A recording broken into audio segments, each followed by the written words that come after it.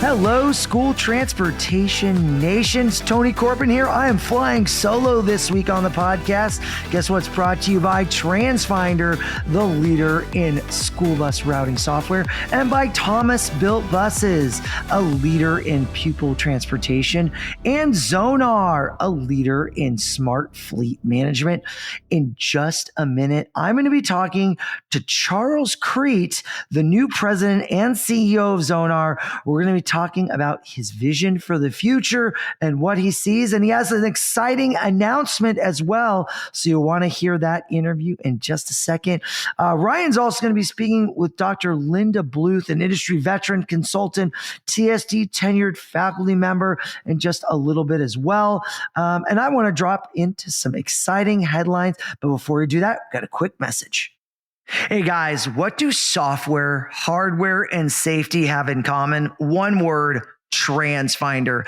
At the STN Expo in Reno, TransFinder won 3 Innovation Choice Awards, voted on by STN Expo attendees for best software, best hardware, best safety technology. TransFinder's Route Finder plus routing solution and apps, Stop Finder and Wayfinder, are well known in the industry. Not everyone realizes TransFinder provides hardware like card readers, tablets, and mounts. And as for safety, Patrol Finder for schools is TransFinder's latest solution designed to make buses and campuses safer. TransFinder's president and CEO, Antonio Civitella, said the recognition means so much because it's voted on by STN Expo attendees. Civitella said, "We know a lot is riding on TransFinder because a lot is riding on those yellow buses that travel through our communities. TransFinder must continue to innovate as more is being expected of transportation departments from district leadership as well as parents." Learn more at transfinder.com. That's transfinder.com. All right, we're back. All right, guys, the Lion Electric saga continues. President Nicholas Burnett resigns amid the battle to stay solvent. The headlines just keep coming out on Lion. I've been hearing throughout the industry they had to lay off a huge portion of their sales team.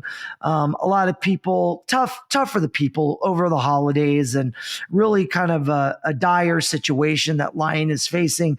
I know up in Canada, there's a lot of media circling, talking about electric school buses. And I have to say, Ryan and I were deep diving on the production numbers for the school bus market as respect to electric. And we actually saw the numbers be marginally up over last year's numbers. So not a huge jump over the year before, like we saw a 145% increase from electric. This year, we saw a more marginal increase, but continues to grow. And I think the big discussion is, where does funding go? Regulatory mandates are continuing to be there. We've got GHG, the greenhouse gas emissions regs 2027. People are looking to the future on that, as well as CARB, right? So we have a lot of mandates out there. So it's really, I think, going to kick to the states, right? We're going to see states, California, New York, they've set out very aggressive timelines to turn school buses all electric by 2035. And people got to start buying them by 2027, which is not far away. I know in Los Angeles, where we live, we have the Olympics coming up in 2028. So the city of LA has got very aggressive standards that they're setting out because they're going to be on the world stage. So it's really going to see how things play out here in the short term. But we've got a lot of happy holiday news. A lot of you are celebrating Christmas. I know school for my children ends on December 20th. So we're really looking forward to some great opportunities to celebrate with family and friends. And it's also a good time to give gifts to the kids that need it and really jump in. And I think we see so much giving in school transportation. The generosity and the excitement around the holidays is just, it's so much. There was a Massachusetts school district that is hosting a Stuff the Bus event for a toy drive. We see things like that all over the industry. And we want you guys to send us your pictures for school transportation giving, right? If you've got an exciting thing that you're doing around giving gifts during the holidays to families, we'd love to see it. Please share that with us. You guys can email us or email Ryan, right? Email Ryan, ryan@stnmedia.com, or send it to our social media manager, Ruth at stnmedia.com, so we can feature it on our website, our social media. Please send that over. We'd love to see more about your pictures, anything that you're doing to celebrate the holidays, guys. All right. Without further ado, we've got some great guests for you. We've got Charles Kriete. We've got Dr. Linda Bluth coming up next. But before we do that, we got a quick message. Passionate about student transportation, Thomas Built Buses designs, builds, and delivers many of the safest vehicles on the road. Safety is the foundation of everything they do, and this commitment ensures that Thomas Built is a place where it is safe to build a bus as it is to ride one. From design innovation and driver comfort to durability and ease of maintenance, they build their buses as if their own children were riding on them, because they are, and because every mile matters. To learn more about what drives them, visit thomasbuiltbuses.com. That's thomasbuiltbuses.com. All right, School Transportation Nation, we have a really exciting interview for you today. The brand new president and CEO of Zonar, Charles Kriete. Charles, welcome, my friend. I'm so glad for you to be with us. We have a great interview in store, and we can't wait to talk to you. Thanks, Tony. Delighted to be here. Appreciate you having me. Wonderful. So, Charles, let's talk a little bit about the acquisition, right? Last week, we saw the big news. It came out. GPS Trackit purchases Zonar, longtime fleet management leader in the school transportation industry. What kind of drove GPS Trackit to come out and identify Zonar and go forward and purchase it? Yeah, I mean, there's really a couple of things, I think, but number one, we started looking for acquisitions to expand the market presence and just really bring scale to our company, which we really have together with Zonar. We're now one of the top global telematics service providers in the world with the combined company. And one of the things that we really liked about it strategically for a couple of reasons was, number one, we're both individual market leaders in sort of all things customer centric. So when we look at all the things that measure how we're interacting with customers, what are our customer satisfaction ratings, what are the third party reviews, voice of the customer came back really, really positive on this. And we saw a lot of synergies between our approach to working with customers and Zonar's approach to working with customers. And that's such an important thing when you have two cultures that can come together. On top of the fact that really Zonar was serving some markets that, we were interested in getting into, we've been servicing different side of the telematics markets. This being one of, we have a public sector discipline in the legacy GPS Trackit side of the business, but we weren't as strong in K through 12. I myself have a pretty long history in doing technology products and services into the K through 12 segment. So was really excited about, adding in the student transportation layer. So we thought it was a good strategic fit. And that's what really got us excited there. Well, so you touched on it a little bit. Tell me a little more about you personally. Where did you get your start? How did you end up at GPS Trackit? And then obviously this transitions you and your leadership here at Zonar.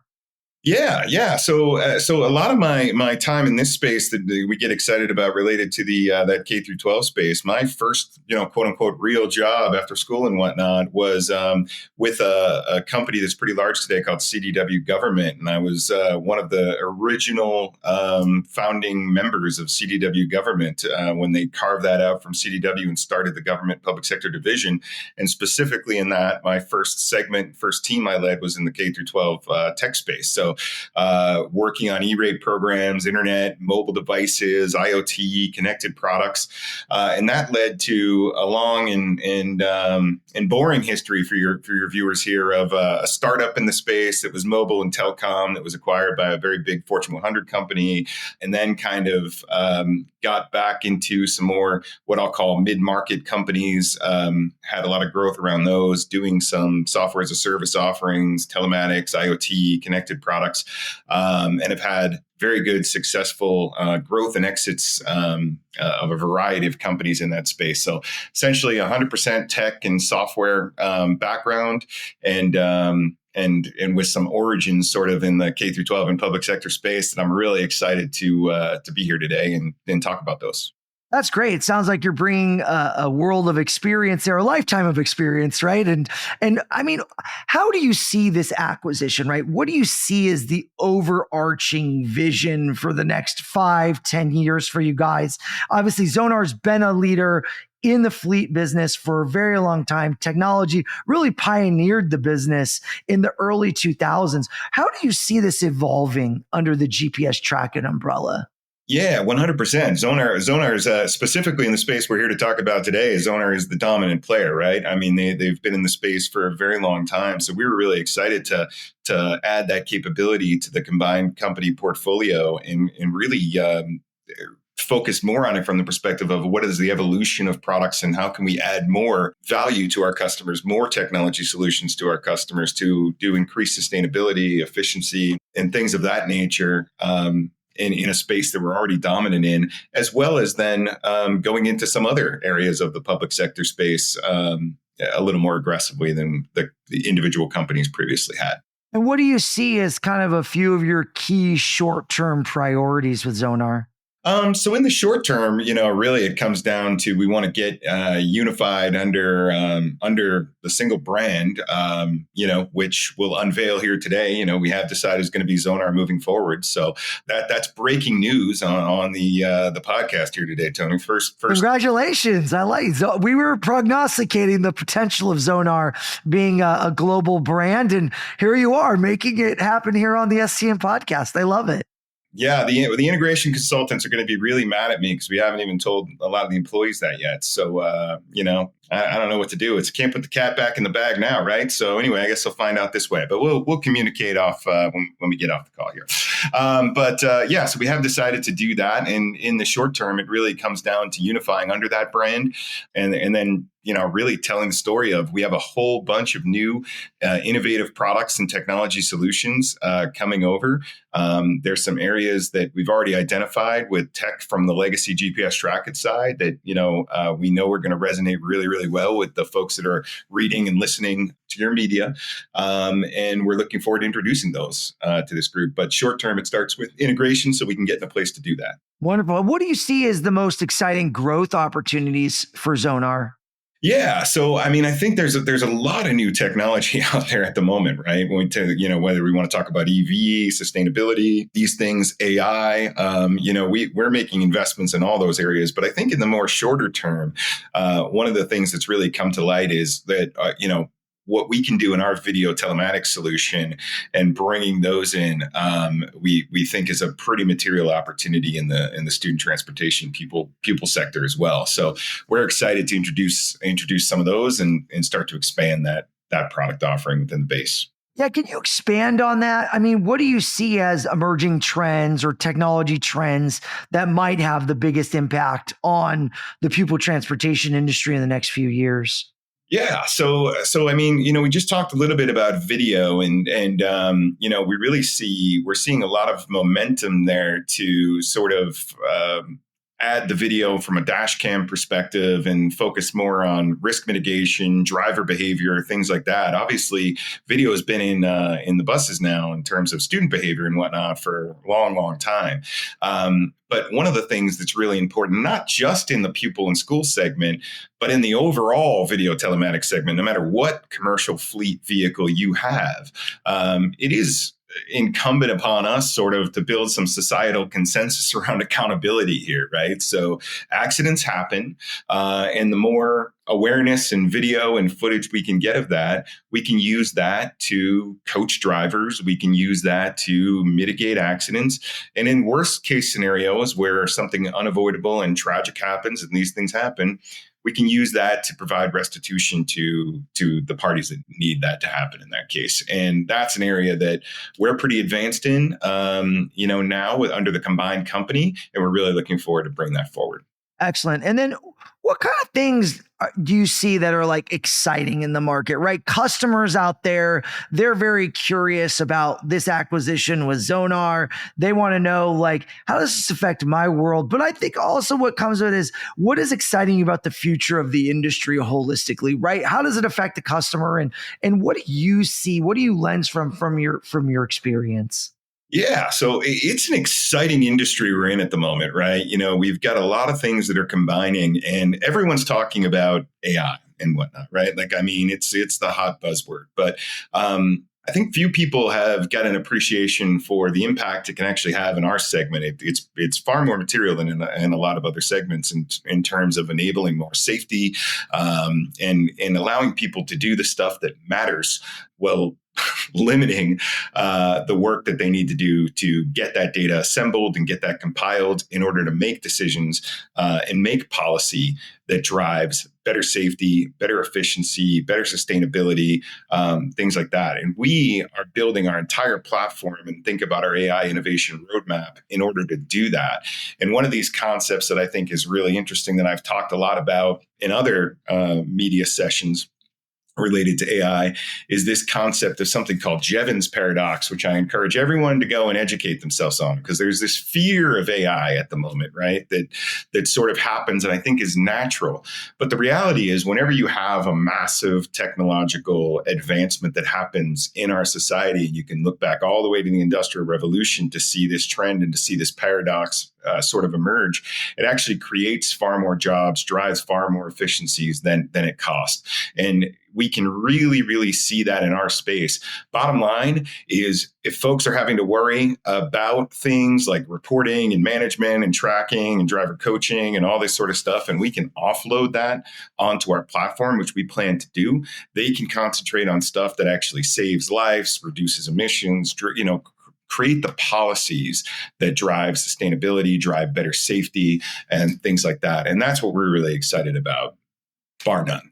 Yeah, technology really is driving hard. I know I was looking at my iPhone and I've got you got the Siri on there and it's now got the beta AI version. I'm like, ooh, what can this do? How can it make my life better? How can it improve my user experience? So I love seeing or hearing you talk about kind of a more holistic approach, looking at all the technology, blending it together, seeing all those inputs, how you can get better outputs in student transportation. And safety is paramount for many student transportation operators, right? They're looking for that. They're also looking for that efficiency, that transparency, that fiscal responsibility, as you kind of called it too, right? So there's so many components when you're dealing with kids and all the responsibilities involved with it. So yeah. I'm so excited to have you on today and to share. And before I let you go, give me a little flavor of you. Like, what do you like to do when you're not, running a technology company? You're out there playing golf, or you reading books, going surfing? What do you got on the agenda?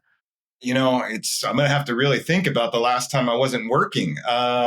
What do I do for fun? Geez, that's a big question. No, when I do have some time, I'm a golfer.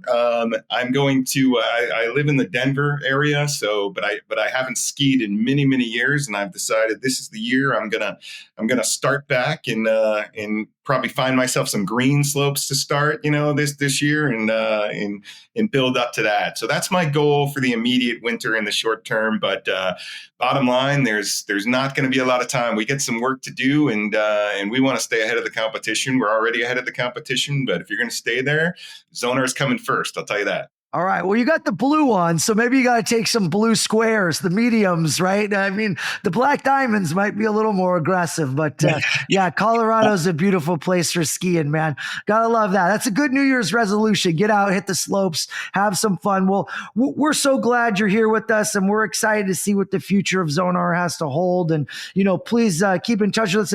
And we were also prognosticating when you make this switchover, the 90-day switchover, that will literally be at the start of STN Expo East in Charlotte, North Carolina. So that will be like the Zonar coming out party. So I'm sure there'll be more to talk about with our Bus Technology Summit and everything happening in the industry with you guys. And hopefully that'll be an opportunity for you to get on stage and talk to our audience and share some of this vision once you get your hands around this 800-pound gorilla. Love to do that. Looking forward to that, Tony. We will be there in a big way. Awesome. Hey, again, special thanks to Charles from Zonar coming on. Congratulations on the big move. Zonar, worldwide company. Can't wait for that. Gonna see it go big at STN Expo East in Charlotte, North Carolina. So coming up next, we've got Ryan Gray and Dr. Linda Bluth. All right, it is our distinct pleasure with School Transportation Nation to welcome to the stage for the first time ever, I can't believe it took us this long, Linda F. Bluth, Dr. Linda F. Bluth, our contributing, one of our contributing editors, one of our good friends, industry expert, tenured faculty member of the TSD conference. The accolades just go on and on. NAPT Hall of Fame member. Linda, thank you so much for joining us today. Thank you, Ryan. It's a pleasure to be here. It's, as I was saying, it's long overdue to have you on here. And the reason why really wanted to make sure we had you here is really this is our last, one of the last episodes of 2024. And Linda, you and I were joking before we started. You said that you've failed miserably at retirement. I think you've tried, 5 or 6 times. You're really trying hard to actually retire and not do any more in the industry. Certainly, I'm going to try to cajole you for an article or two. You know me, and we're going to stay in touch. But you were saying, it's been hard because your focus on transporting students with disabilities, such a need nationwide for your expertise, your insights, your perspective. It's been so hard for you to retire because you've tried, but people keep coming to you and saying, "Hey, Linda, help. We need you to speak. We need you to do this. We need you to train." Well, one of the things that I feel a great deal of empathy for is the absolute complexity of transporting some children with disabilities as well as some students without disabilities. And I think that I have spent the greater part of my career trying not to be adversarial, although my field is compliance and federal laws and state laws, but to really look at problem resolution.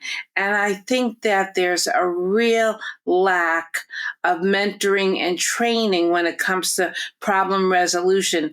People are too quick to say, "I can't do it." And also people in the industry are too quick to say, "How am I supposed to do this?" And also we give families and students a pass on unacceptable behavior that should not be allowed for the duration that it's allowed and permitted. Absolutely. And so that experience you have, I was looking at it, I think it's over 60 years, special education teacher. That's how you got started. You've been a special education professor at numerous universities, studied, like, as I mentioned, you're a doctor, you have your educational doctorate. Take the nation through for those of you who out there in the nation who don't know who Linda is. I mentioned to Linda, you might be living under a rock. But there are a lot of new folks in the industry, and perhaps you haven't read her in our magazine or in other magazines. You haven't read her book, Transporting Children with Disabilities, and we can talk about that in a second. I know NAPT, you and Alex Robinson were updating that earlier this year. But tell the nation how you got involved from the classroom to actually looking at the school bus.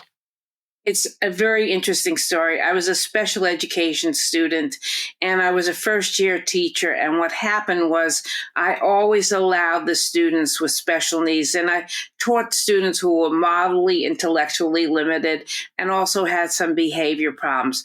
I always allowed them to use the restroom before they left because many of them had long rides, and I forgot to do it one day.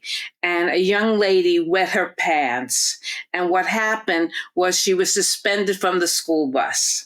And so I went to the director of transportation and I said, "I really feel that you should reconsider this. She never wet her pants before, and it was my error. This student had a very long ride," and he refused.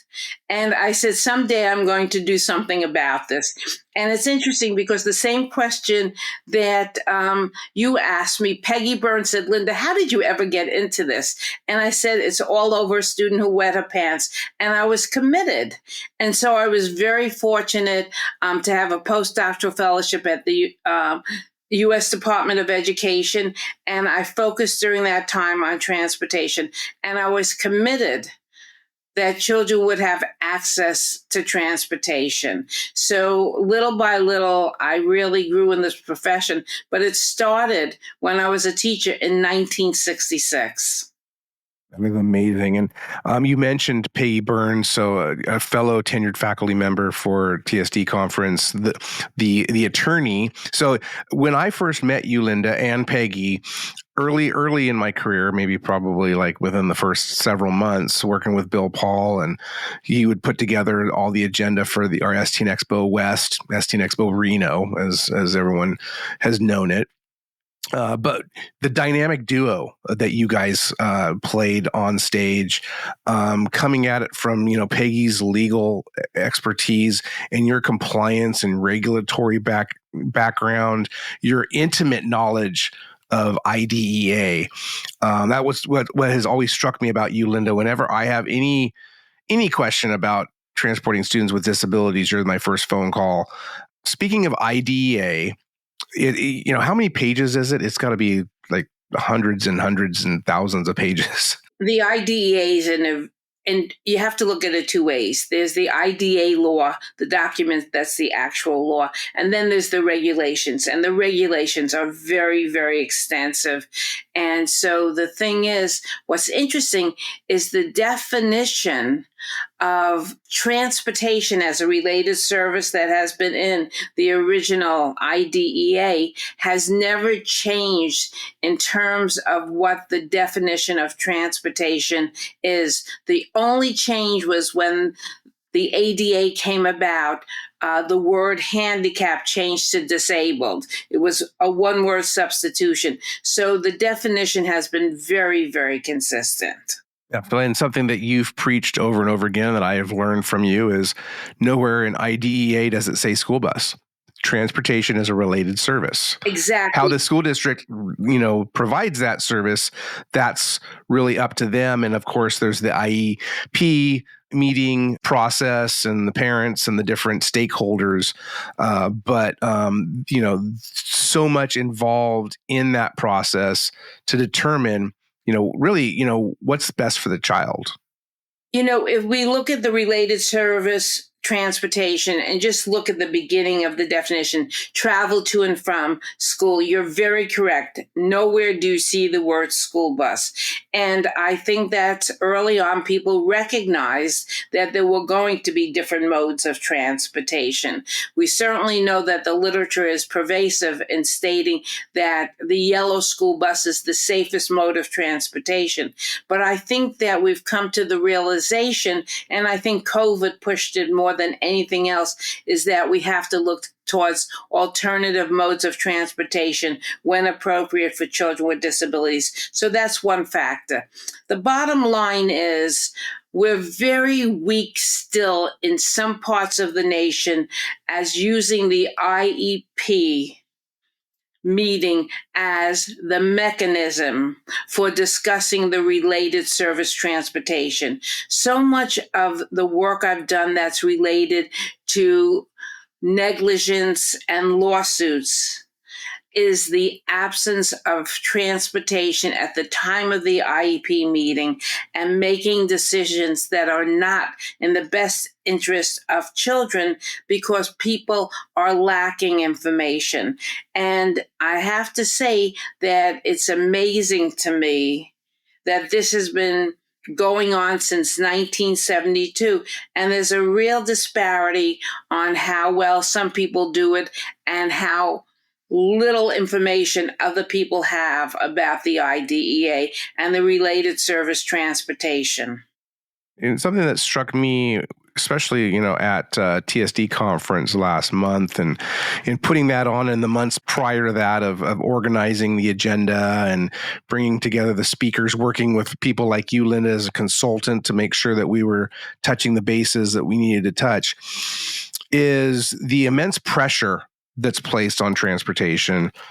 Not a surprise, but in terms of, to your point, either not knowing IDEA, misinterpreting it, incorrectly stating what the regulations say, and that can come from parents, that can come from other school administrators, that can even come from other governmental agencies that perhaps are working with school districts in terms of providing the service to the students. So my question to you is, you have this intimate knowledge, right, of IDEA. You're this walking encyclopedia. What recourse or what options do school districts have when they're trying to understand the litany of all the different regulations? You mentioned it's extremely extensive, but when you're getting comments, and a lot of these times, like I mentioned, they're inaccurate or incorrect when parents are saying you have to do this, or they're hearing from someone within their school district or another agency saying you have to do this or you can't do this per IDEA, but it's wrong. How do school districts, and especially student transporters, how do they navigate that? It's very interesting. I'm going to flip over to the special ed side. Transportation has a lot of challenges, but I am always shocked how little education there is of IEP members. If you ask them, what is the definition of the related service transportation? 9 out of 10 times they say, I don't know, you have to get a kid to school, So first of all, it's not as strong as it should be on the special ed side. I would hope it's stronger on the special ed side, and that the special ed side could educate the transportation side. Where I've been successful in remediating systemic problems is because I brought together the transportation person, the special education person as a starting point, and then adding other members of the IEP team, such as OT, PTs, behavior specialists, nurses, and getting everybody on board to understand the complexity we're talking about. So my recommendation for a successful transportation operation is that at minimum, the transportation director and special education director have a full understanding of what the IEP process is with respect to providing appropriate services, that they speak a minimum of one time a month, that they have policies and procedures that are current and that are not obsolete, and that the policies and procedures are disseminated. So there are so many things you have to consider. Also, it's very important to keep drivers and attendants in the loop so they understand what's expected. I can't tell you how many times it's a communication failure that results in a poor decision.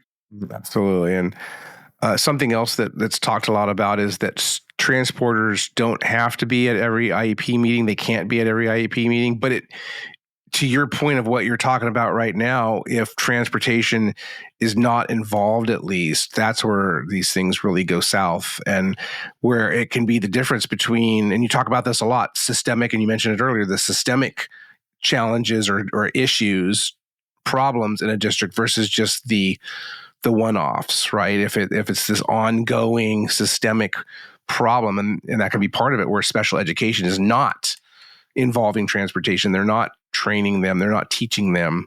More than once I've written an article that's been published by School Transportation News about the fact is you need to understand that there should be a rationale when somebody should be at an IEP meeting. I'll give you an example. You have a student and it's the first time that they're in the system. You know they're going to ride significantly different than their non-disabled peers. In fact, it's likely that they're going to have to be on a vehicle that transports students with wheelchairs. why would you not, for the very first time, invite this person to be at the meeting? Now, let's say it's the next year, there's no change in address, everything has been successful. You know that you're going to have the same driver and the same attendant. You don't have to be at the meeting. There's nothing wrong with inviting the transportation director to the meeting and saying that at this time, we really don't need you to be there, but if something comes up, we'd like to have you available to the meeting. So there's a whole formula when they should or shouldn't be there. I think that I've written, a lot of literature on this topic. I've also written quite a bit of literature, what things need to be discussed at an IEP meeting and what kind of errors that people should avoid. I think I just recently wrote about the do's and the don'ts. And one of the things that I'm very concerned about is that transportation people have a legitimate complaint when they say, over and over, I speak of this concern, but nothing happens. And the worst thing that can happen in a school district is when transportation departments are told by education departments or special education, look, that's your deal. When that child goes on that bus, that is your responsibility. That's not the school's responsibility. I can tell you from many expert witness cases, that's not the way it goes. A child is the responsibility of a district. So when you think about being a transporter and you think about being a driver and you think about negotiating the road with every single student behind you, teachers don't face that complexity. They're facing the students. So we unfortunately really underestimate the student who is not a problem, but may have a severe seizure disorder. Well, the attendant on the bus that is assigned to that bus isn't educated that they should be able to have their eyes on that child. It's very easy to have an attendant on a bus and a child die of a seizure because no eyes are on the child. Absolutely. And it's you bring that up, and there was a concerted effort on my part at TSD conference to really bring forward more of the training and discussion around attendance, because from my perspective and STN's perspective, we've seen a shift over the last several years where when I first got involved in the school bus world, 20 plus years ago, I believe at that point, and you can definitely chime in on this from what you recall and what you've seen over the length of time. But at one point, there were more attendants on buses, and it wasn't regardless of if it was students with disabilities or not. The industry went away with it from that for a lot of reasons, for budget, right? It was expensive to have those. We've seen a shift in a lot of school districts over the last several years. And I think especially coming out of COVID, we've seen how the school bus driver, quote unquote, shortage has really worsened coming out of COVID. Bringing back more attendance, regardless sometimes if it's required by an IEP, to help the driver. Because to your point, we don't tell new special education teachers, hey, you have to teach the entire hour with your back to the students. And that's what drivers are forced to do. And that there's a lot of times really inappropriate, or just from a standpoint of not having any other recourse, too many responsibilities lumped on the school bus driver. So I'm just kind of curious what your perspective of that is, looking at the rise again of attendance, why that's happening, and maybe you can put it a little bit of a historical context to it. Whenever you're making a decision for economics solely and not considering the needs of students, you're going to run into a lot of difficulties. I want to say this, the IDEA, individuals, when you look at individuals, individualized education program, the decisions about children are supposed to be made case by case. So what I hear, which is very faulty, is our school district does not provide attendance. You're not supposed to do it that way. You're supposed to say, is this a vehicle, whether it's an alternative vehicle as well as a school bus, is this a vehicle that requires to have an attendant on the bus in order to supervise a behavior that could be a danger because of medical factors or behavioral factors equally. So I think that we've lost a little perspective on the case-by-case decision-making, which has really been very, very faulty. I'll tell you one of the things that, I was very committed to achieving before I retired. And as I said to you earlier, I'm quite successful at failing the ability to retire, was I really was very committed. It didn't matter to me what it took. I was going to push the fact that the National Congress on School Transportation needed to address alternative vehicles. This is not something that's decreasing. This is something that's increasing. And I understand why it's increasing. And I think it's essential that we make sure that we have knowledgeable people and safety standards. I'm going to give you a concrete example. I know that I've spoken to more than one parent that's concerned that their child that rode for many years on a yellow school bus is now on an alternative vehicle. And one of the greatest concerns I've heard from these parents is they have an IEP that has yellow school bus, has attendant, and a change is made whereby no longer is it a yellow school bus and no longer is there an attendant. And I've been called to be an expert witness on cases where children who were runners were not even known to the alternative vehicle provider, and a child eloped and couldn't be found for an extended period of time. So we have a lot of work to do as we're expanding the modes of transportation available in the industry. And I think we can do it. I think it's an awareness, and I hope that the National Congress in School Transportation really is a beginning point for setting the appropriate agenda for safe transportation of these students.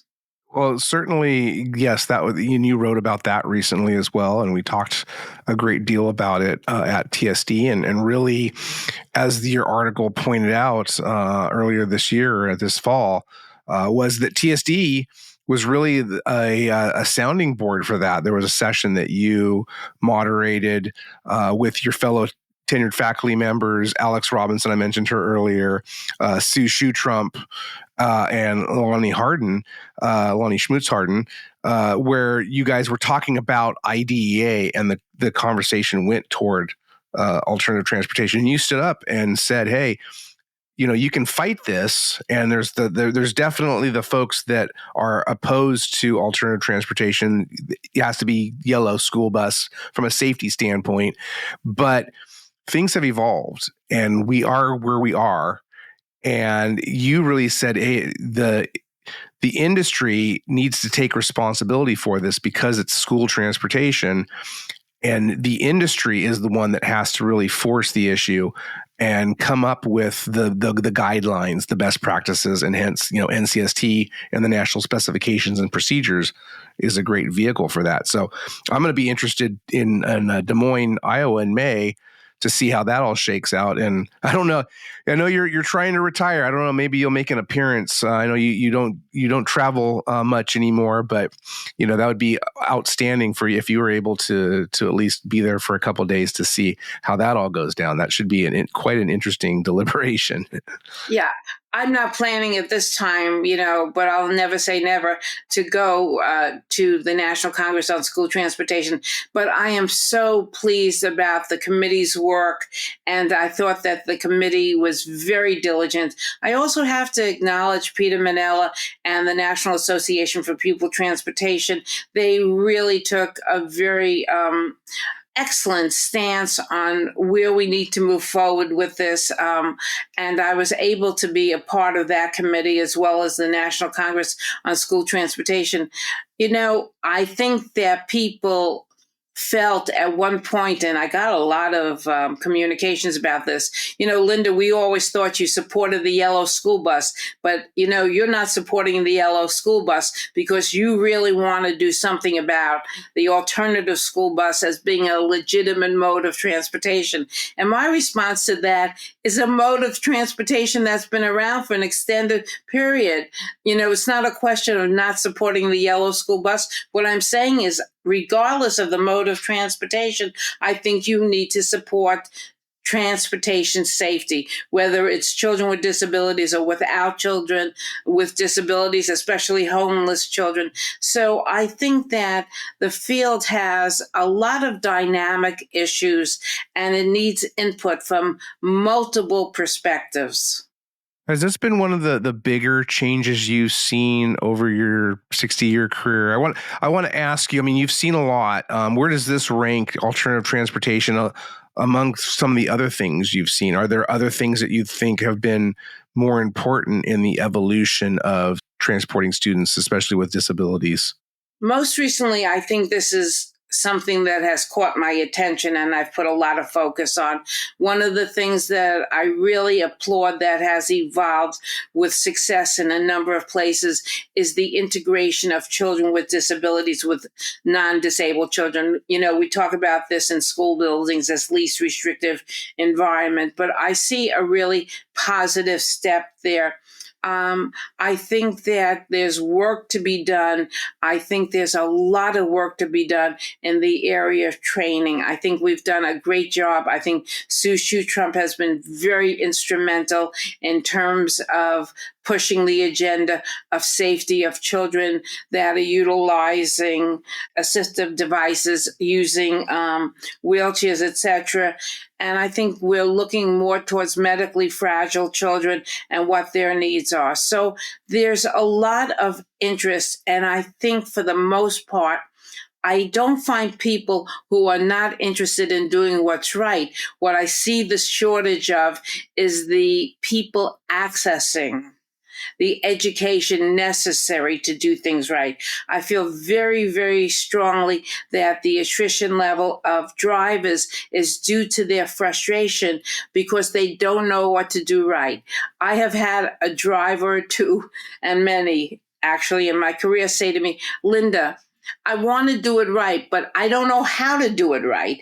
And I'll say, give me an example. And let's say, no matter what I do, this youngster is going to curse on my bus. If you can get the driver not to personalize that it's their inadequacy that the child is cursing and say, here are some strategies. Speak with people who have strategies that are working. They don't personalize it. People give up because they just don't know what they're supposed to do. And I have a tremendous amount of empathy for the drivers and the attendants who have very significant lacks of training. What concerns me from a liability standpoint, and I've been an expert witness in many, many cases across the nation, is the amount of substitute drivers that are necessary today. And substitute drivers walking on a bus having no idea.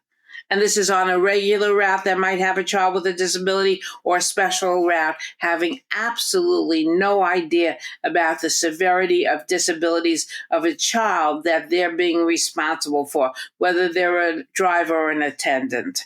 That is a great concern to me today. That's an excellent point. And so oftentimes when you hear substitute driver, it's, substitute teacher. Substitute teachers, we loved substitute teachers when we were young. We got to watch a movie today, right? But you can't take off the responsibility with a school bus driver. You can't dumb down, for lack of a better term, the service. And I know that one of our board of advisors for TSD, Pete Meslin, when he was working at a school district in Southern California, he used to tell me, hey, he viewed his substitute drivers as the best of the best. His substitute drivers were the driver trainers. They were the most senior drivers. He made sure that he had those folks. So you weren't just throwing in, the new person or because so often you hear of substitute drivers as you have to start as a substitute and then you work your way up to a full-time driver. So it's really flipping the perspective of that. And I think also too, you said in talking about the behavior of the students, oftentimes being one of the leading causes, and we see it in our surveys, talking to our readers, that one of the biggest reasons that the drivers leave is because of the behavior. And like you said, they don't know what to do.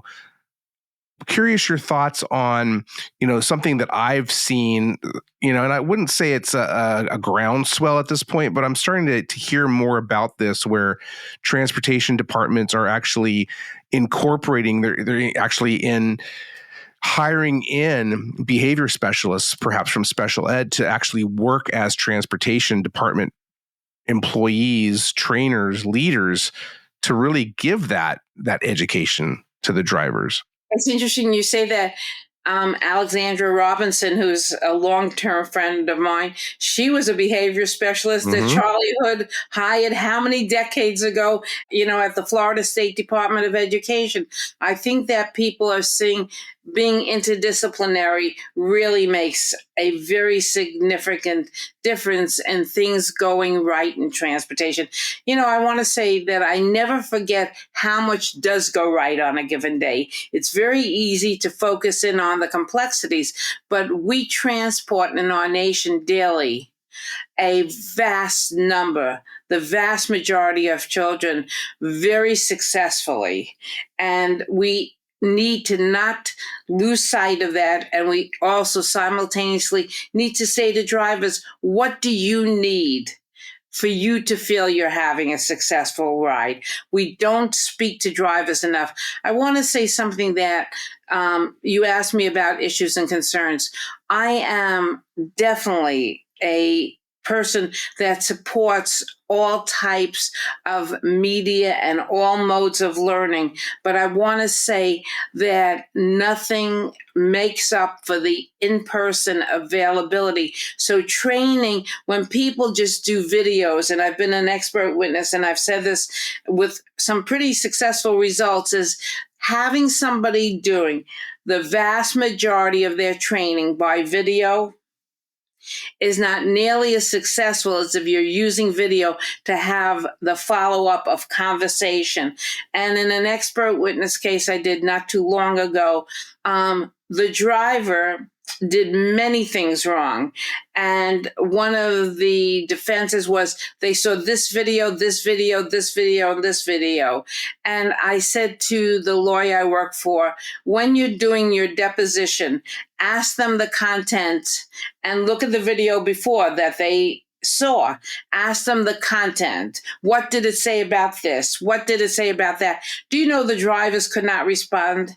The other thing they said is, well, that kind of, I have annual driver training for maybe 2 hours, but that training was 10 years ago, or that training was when I was hired. So I think it's timely to really revisit how the industry has to prepare a workforce to have a successful workforce. Exactly. And, as in closing, it's so hard. We could talk for hours and hours, and rightfully so. You have such vast knowledge. But I mentioned this earlier, a book. And this is actually, I think it's the 6th edition. You can correct me if I'm wrong, but Transporting Children with Disabilities. It's an NAPT publication. I mentioned Alexandra Robinson, our good friend, your dear friend as well.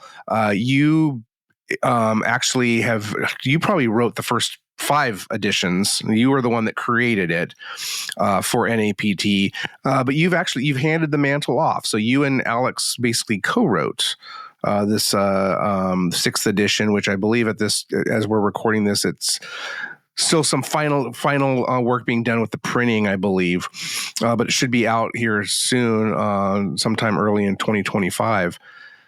If folks don't know what that publication is, quickly, just tell them why should they get it? Why is it important? Well, let me just say this. I wrote the first 5 editions. And I reached out to Alex for 2 reasons. One, because I didn't want it to go away as I was retiring and hopefully will become successful. I asked Alex to join me, and this is what I said. I have a lot of policy and procedure experience. I have a lot of liability experience, but I would love for this to extend in operations. So while operations was a smaller part, it's a much larger part of it. The reason I think that this is a good starting point for people is it is a generalization of very specific information that is not 200 pages. It's something that the intent was to keep it smaller, to keep the appendices as more specific information. And I think it's a great starting point. I think it's invaluable for IEP teams, directors of transportation, and trainers. And I really have to say that Alex's contribution, in my opinion, is a significant next step in terms of diversity for the industry. Absolutely. And again, that publication is Transporting Children with Disabilities. You can go to the NAPT website to get more information on that. The 6th edition will be out very soon. Linda, I mean, we didn't even touch on your career at the Maryland State Department of Education, where you were for, I don't know, 20 plus years or more. And I know that up until recently, you continued to consult with them. I think you probably maybe still do unofficially. But, over that time, you've seen so much in transportation and transporting students with disabilities. Is there, I mean, we talked about, the rise in alternative transportation and you seeing that as kind of the latest, one of the latest and greatest big things to hit this industry. But is there anything else over your career that really stands out to you? We recently, the U.S. Department of Education celebrated their 20th anniversary of the reauthorization of IDEA. You mentioned you saw IDEA come to fruition. You saw ADA. Is there, what stands out to you as you're looking back over those 60 years that you've been in special education? Is there something or a couple things that really stand out to you? What stands out to me is the commitment to do what is right for children when it comes to safety. And what stands out to me is that there are a cadre of people who have been loyal to the transportation industry. When it comes to special needs, I think that you capture what is so essential to move the agenda forward in the school transportation news conferences, the TSD conference. I can say for myself, going back to days presenting with Peggy Burns, that was the arena for me to push an agenda. And the last agenda was the alternative mode of transportation. So I think that what we need to do as we move forward is we need to focus on safety and focus on the excellence expanding. Absolutely. And I wish we had video of the dynamic duo of Peggy and Linda presenting. Those were a sight to behold. Fun, informative. I mean, funny. You guys, it was just outstanding laughter. Sometimes some tears in the audience. Linda, I think I told you we were going to talk for 25 minutes. We've gone on for almost 40 minutes, and we could go on for another 4 hours, 4 days, 4 weeks, 4 months. But Linda, thank you so much. I've told you how much you mean to me personally, but you mean so much to school transportation news. But beyond that, the industry. And this is, if you're successful, this retirement is so much deserved, and wish you the utmost happiness. And don't be a stranger. Okay, I'm gonna have to come out. I've never visited you in Maryland. I'm gonna have to come out and visit you. I'm gonna have to make a point of that. But certainly the door is always open. And I'm telling you, folks, this woman has such immense expertise. So like I said, I might have a special article every once in a while from Linda. I'm gonna work on that. But thank you so much for spending some time with us, hopefully educating some folks out there more in school transportation nation. And just hats off to you for everything you've done for this industry. And I want to thank you, School Transportation News, Bill Paul, who certainly gave me a starting home place, which I've kept over many decades. And thank you for this opportunity today. Thank you, Linda. A special thanks to Charles, Linda, Mr. Ryan Gray, my co-host, for a great year of podcasts. Guys, we have a great lineup of podcasts archived throughout the year. Go check that out. Make sure you appreciate our sponsors as well. That's TransFinder, Thomas Built Buses, and Zonar. We appreciate you guys. Hope you sign up for STN Expo next year, 2025. We've got STN Expo East, March 20th through the 25th, and STN Expo West in Reno, Nevada. That's July 11th through the 16th. Make sure you sign up stnexpo.com for all the latest news, analysis, all the sessions we're hosting at stnonline.com. We want you to be there and network with everybody in the school transportation industry. All right, Nation, don't forget you can subscribe on Apple Podcasts, Spotify, wherever you listen to pods. Nation, we'll see you next week.